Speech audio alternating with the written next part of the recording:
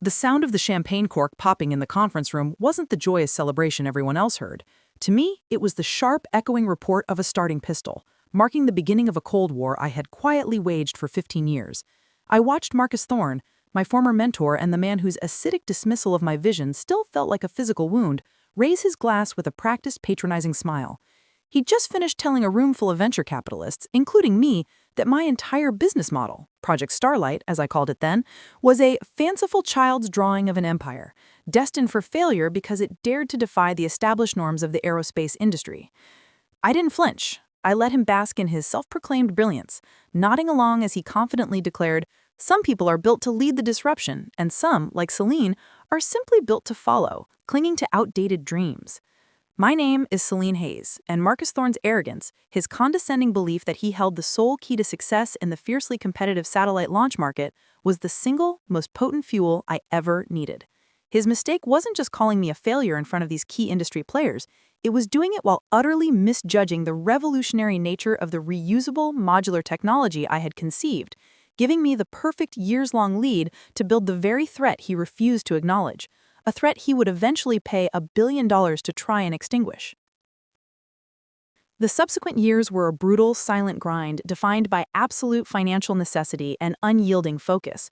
Blacklisted and nearly broke, I poured my severance in every spare cent I earned from tutoring and specialized anonymous consulting gigs to refining my core technology, a self-imposed exile from the very industry I was determined to conquer.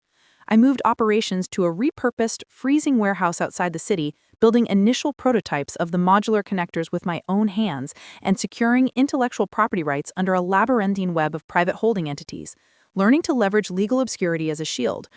Marcus Thorne had taught me the necessity of secrecy. He had taught me that in the high-stakes world of aerospace, where proprietary data is currency, the greatest weapon is the one your enemy doesn't know you possess, forcing them to fight a ghost.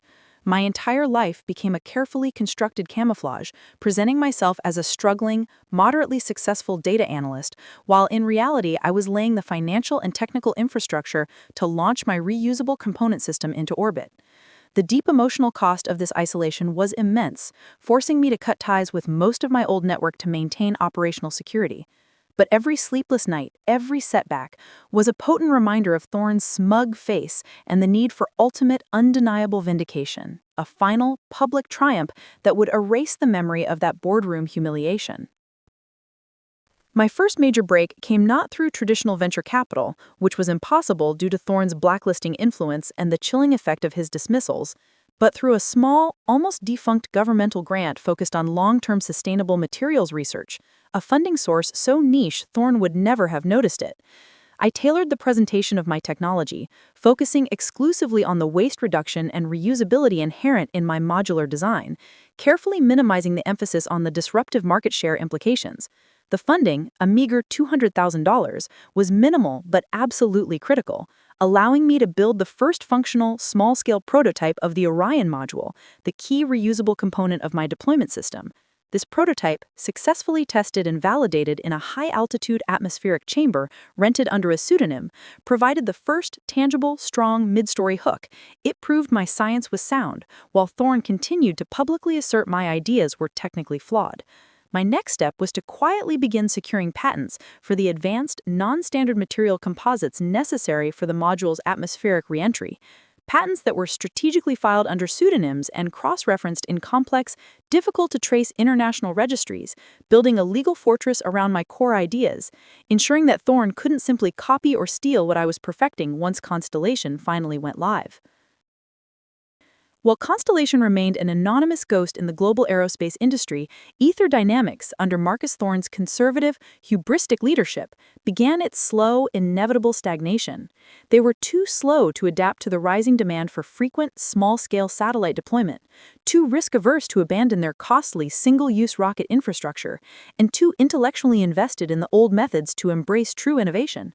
Thorne, blind to the rapid evolution of the market, continued to pour enormous resources into outdated technology, convinced that Aether's sheer corporate scale alone would win the market battle, dismissing the emerging trends as temporary fads.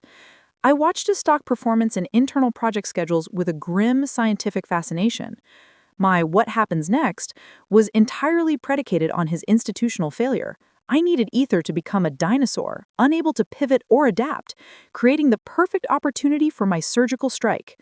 I used my residual, carefully maintained network contacts to gather non-public data on Aether's dwindling launch efficiency and escalating operational costs, realizing with grim satisfaction that the internal memo Thorne had used to discredit me years ago, the one that demanded rigid adherence to outdated manufacturing standards, had now been implemented across Aether's operations, compounding their inefficiencies and creating the very technical and logistical flaws he'd falsely attributed to my conceptual work.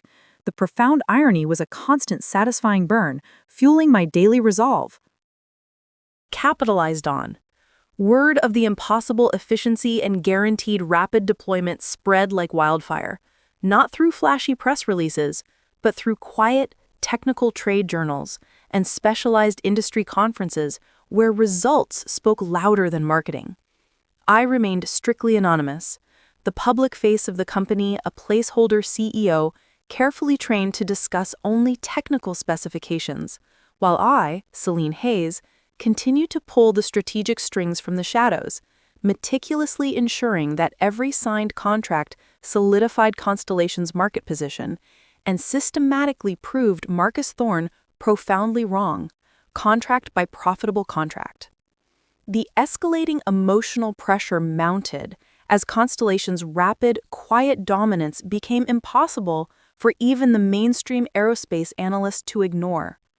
Aether Dynamics finally felt the cold reality of the threat, but they were still grappling with the inability to accurately identify the source or scale of the competition. Thorne publicly dismissed the new market entrant as an unsustainable flash in the pan, desperately clinging to his denial, but internal reports I obtained from anonymous sources confirmed his genuine, mounting panic and the severe strain on his executive team. My revenge was working exactly as planned, a slow, suffocating squeeze on Aether's high-margin launch market share and its overall profitability. To tighten the noose, I instructed my legal team to aggressively purchase key patents in adjacent technologies, specifically proprietary ground-based power systems and advanced satellite communications protocols, creating intellectual property roadblocks that Aether would inevitably hit in their frantic attempts to modernize. I wasn't just building a rival company, I was building an intricate, inescapable legal and technical cage around Marcus Thorne's entire legacy, ensuring that any attempt he made to catch up or innovate would be met with an instant, financially ruinous infringement lawsuit and public exposure of his technical backwardness. The true, critical vulnerability of Aether Dynamics lay exposed in an upcoming, massive governmental contract, the Prometheus Initiative, a foundational defense and communications deployment worth over $500 million, the loss of which would irrevocably shatter their stock value and executive confidence. Thorne had staked his entire reputation and the company's financial stability on securing this contract, which crucially required a high-volume, low-cost deployment strategy that only my modular, reusable components could efficiently deliver within the specified budget. I knew he was desperate, scrambling internally to reverse engineer a similar system, but his internal bureaucracy, unionized labor, and deeply ingrained legacy manufacturing costs made rapid, efficient innovation impossible. I formally submitted Constellation's bid for the Prometheus Initiative through a neutral third party, the documentation meticulously designed to expose Aether's technical limitations and highlight the precise flaws in the very memo Thorne had used to dismiss my work years prior, effectively turning his own words into his corporate death warrant. It was a direct, calculated confrontation on the grandest stage he could imagine, a fight he was financially, technologically, and emotionally ill-equipped to win. Thorne finally received undeniable confirmation of who was behind Constellation when his legal team traced the original, foundational patent filings connected to the Orion module. The unique material composite names were a precise, undeniable dead giveaway to the work I had done years earlier. His reaction was a terrifying, volatile blend of explosive rage and paralyzing fear. He immediately launched a massive, scorched-earth legal campaign, filing frivolous, aggressive lawsuits designed to drain Constellation's capital, force me into public exposure, and tie up the Prometheus contract in court. This confrontation became the dark, intensely personal climax of my emotional story. He wasn't just attacking a rival company, he was attacking my creation, my irrefutable proof of self. But I had prepared for this exact maneuver for years. My anonymous structure and deep financial reserves, built through years of quiet, immensely profitable contracts, allowed me to weather the legal storm effortlessly.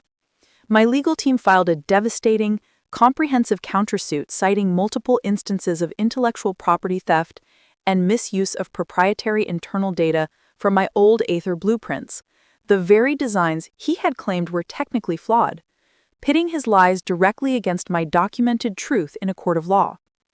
The legal battle became the highest-stakes corporate and technical drama in the entire aerospace industry, playing out in slow motion across every major financial news network. Every technical objection Thorne had arrogantly raised against me years ago was now being used against him in open court by my lawyers, systematically exposing his professional incompetence and personal vindictiveness to the public. The strong mid-story tension hooks were now intensely public. Depositions revealing Thorne's manufactured memo, expert witnesses validating the revolutionary efficiency and technical genius of the Orion module, and a palpable, undeniable sense of shifting power washing over Aether dynamics. The immense emotional pressure on Thorne was visible every time a news camera caught his image. His meticulously manicured facade was cracking under the weight of his collapsing professional reputation and the terrifying threat of catastrophic financial liability. The media, fascinated by the secretive, efficient challenger taking down the entrenched, arrogant giant, began to speculate wildly on the identity of Constellation's anonymous founder, fueling the "what happens next" suspense and driving my anonymity further into the realm of legend, a ghost haunting the man who once thought he was invincible.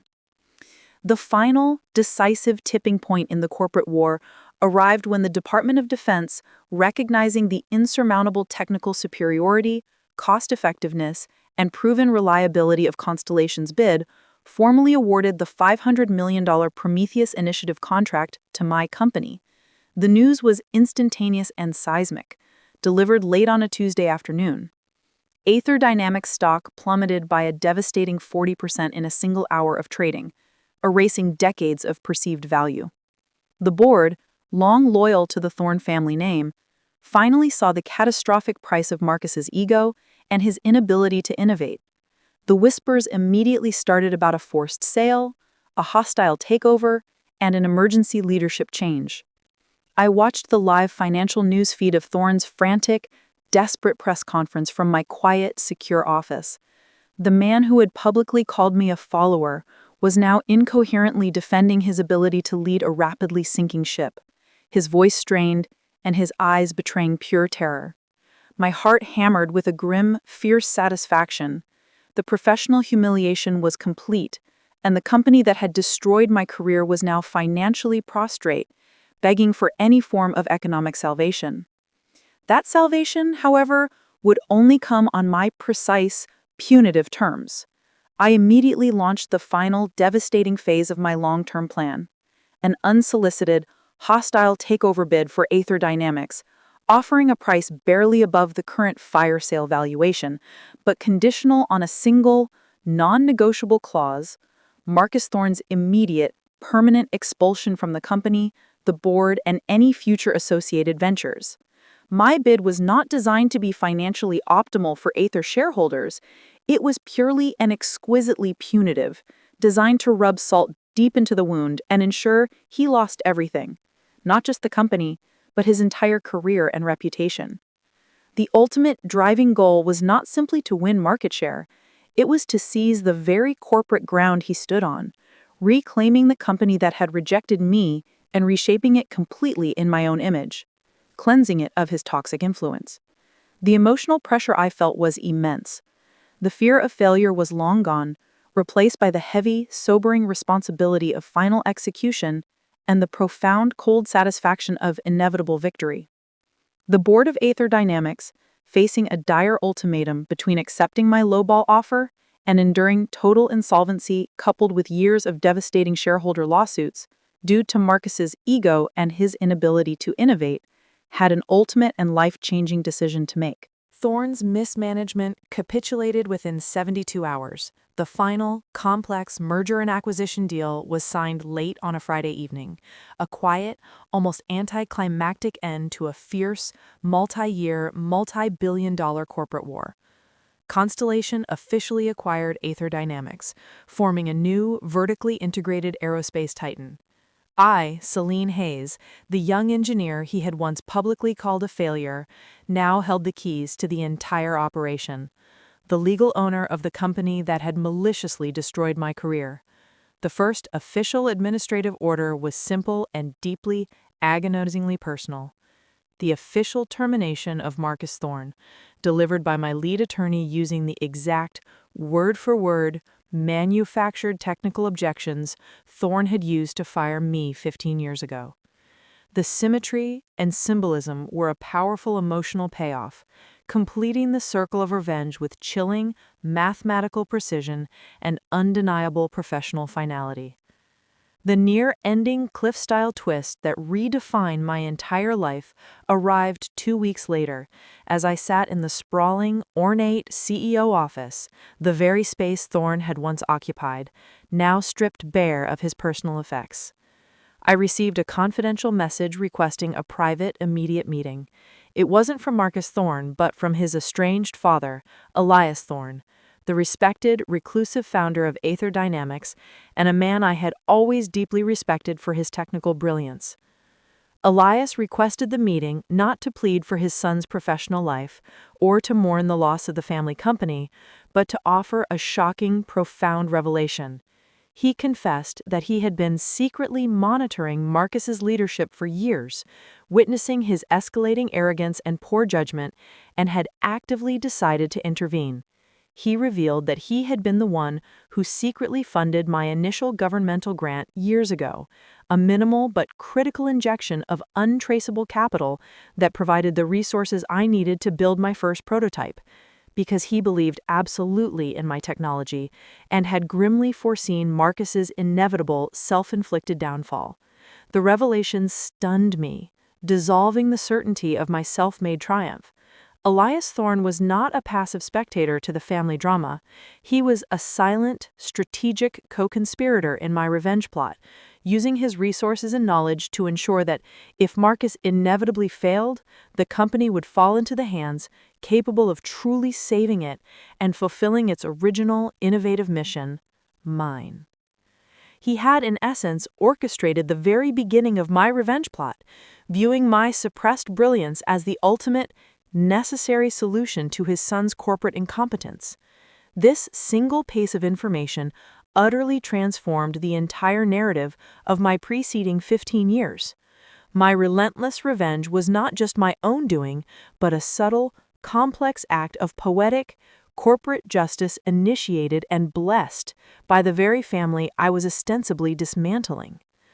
The what happens next suspense that had haunted my years in exile had just become infinitely more layered and complicated, instantaneously turning my deeply personal triumph into a necessary act of institutional salvation, absolving me of the purely vindictive nature of the takeover and replacing it with a sense of immense, unexpected duty. Elias's final instruction, delivered during our quiet, emotional meeting, was the powerful, final emotional payoff that cemented my future. He presented me with a final, unreleased patent, a groundbreaking, highly theoretical energy source for deep space travel, developed in secret by Elias himself, hidden from his son. He handed the thick file to me, saying, "You built Constellation on the ashes of his ego, Selene, proving your worth and reclaiming your ideas. Now, use this and build the future of Aether on the promise of the stars." The true goal was never mere revenge. It was always the scientific frontier. The visceral hatred and resentment, so long the core motivator that had driven my every decision, evaporated instantaneously, replaced by a profound sense of scientific purpose, technical validation, and immense duty. My career wasn't just restored, it was elevated beyond anything I had imagined. I had been called a failure, but I had sold my startup for $1.4 billion, and in the process inherited the technological future of the entire aerospace industry, finally achieving the ultimate vindication, unparalleled financial success and scientific legacy, built entirely on the strength of the ideas Marcus Thorne had so carelessly and arrogantly dismissed. The integration of Constellation's lean, innovative systems into Aether Dynamics' massive existing infrastructure became my new obsession, a complex, exhilarating architectural challenge. I focused relentlessly on dismantling the bureaucracy that Marcus had installed, replacing his cronies with the brilliant, often underutilized engineers I had known from my early days, the people Marcus had marginalized out of fear. This was not just business. It was restorative justice, injecting meritocracy back into the heart of the company. The efficiency gains were immediate and staggering. The financial markets reacted with applause, recognizing the merger as a complete transformation from a stagnant dinosaur into a technologically agile behemoth.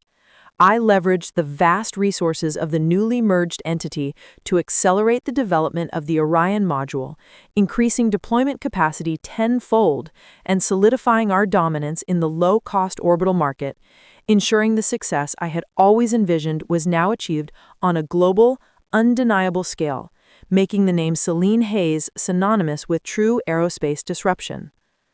I used my intimate, hard-won knowledge of Marcus Thorne's financial weaknesses to ensure the legal process of his termination was utterly airtight, preventing him from ever holding an executive position in a publicly traded company again.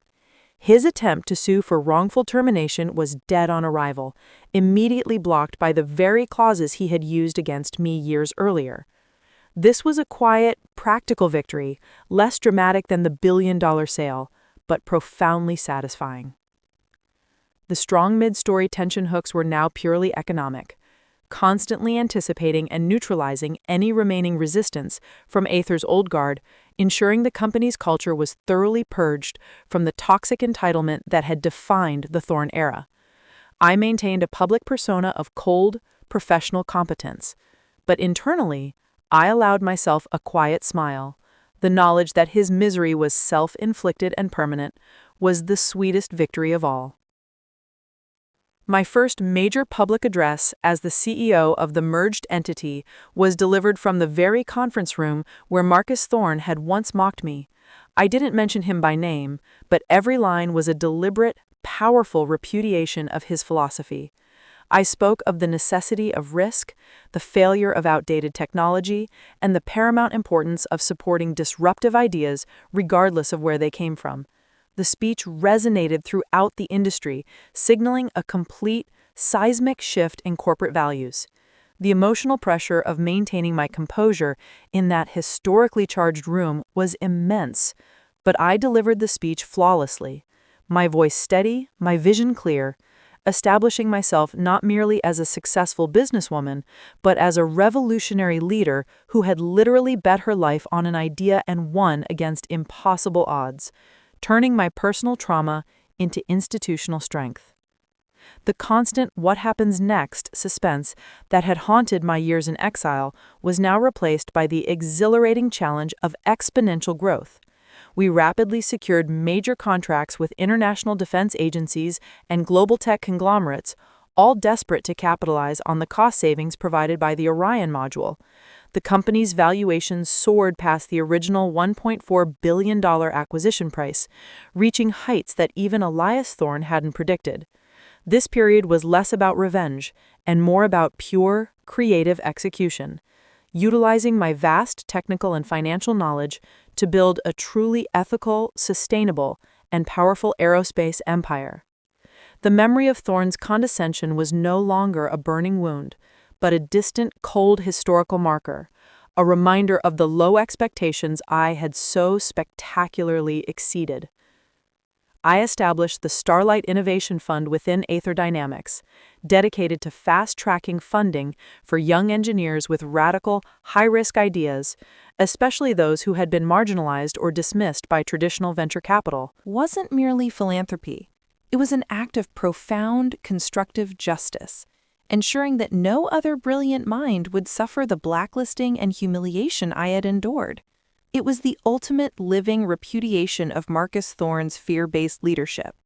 The deep emotional storytelling of this gesture resonated across the engineering community, cementing my reputation as a visionary leader who understood the true price of innovation and was determined to protect the next generation of disruptive thinkers from the very forces that had tried to crush me. I personally oversaw the project to integrate Elias Thorne's hidden deep space energy patent into our long-term research pipeline. The technology was decades ahead of anything currently available, providing Aether with an insurmountable technological advantage in the emerging interstellar market. This final, inherited piece of brilliance meant that Constellation had not only won the present market, but was also guaranteed to dominate the distant future. I realized that Elias's intervention was the true strategic masterpiece, turning my personal vengeance into the salvation of his family's company and the acceleration of human progress. The weight of this responsibility was immense, but it was a weight I carried with profound pride and dedication. Marcus Thorne, ruined and disgraced, made one final, desperate, pathetic attempt to regain control, trying to organize a shareholder proxy vote using the remaining influence of his old network. It failed spectacularly. The board, now loyal to my vision and the company's soaring stock price, shut down the attempt before it even gained momentum. He was publicly exposed as a petty, irrelevant distraction. The strong mid-story tension hook of his potential return was immediately neutralized, providing the market with absolute certainty in my continued leadership and focus on the future.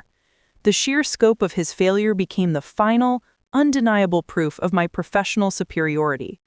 I finally sold the isolated, freezing warehouse where I had built the first Orion module prototype, a symbolic shedding of the failure identity I had been forced to inhabit for so long. The sale of that small, anonymous building felt more emotionally significant than the acquisition of the billion-dollar corporation. It represented the closure of the dark, punishing chapter of my exile. I had walked out of Aether Dynamics with a box of belongings, and I walked back in as its owner, having built an undeniable technological reality out of the fragments of a discarded dream. My quiet victory became a global business legend. The media shifted their narrative, no longer focusing on the scandal, but on the revolutionary nature of the Constellation technology and the visionary leadership of its anonymous founder, who was eventually revealed to be me, Selene Hayes. My appearance was met with universal awe and respect. The powerful final emotional payoff was not the money, though $1.4 billion certainly helped, but the complete public and permanent validation of my intellect, my dedication, and my revolutionary ideas. I stood once again in the CEO's office, looking out over the city. The memory of Marcus Thorne calling me a failure was now a source of quiet strength. I had not just taken his company, I had proven that true success is built on merit and truth, not arrogance and entitlement. I had sold my startup for 1,400 million, yes, but the real price I paid was 15 years of isolation, and the real reward was the freedom to finally be Selene Hayes, the leader, the innovator, and the person who proved the arrogant wrong.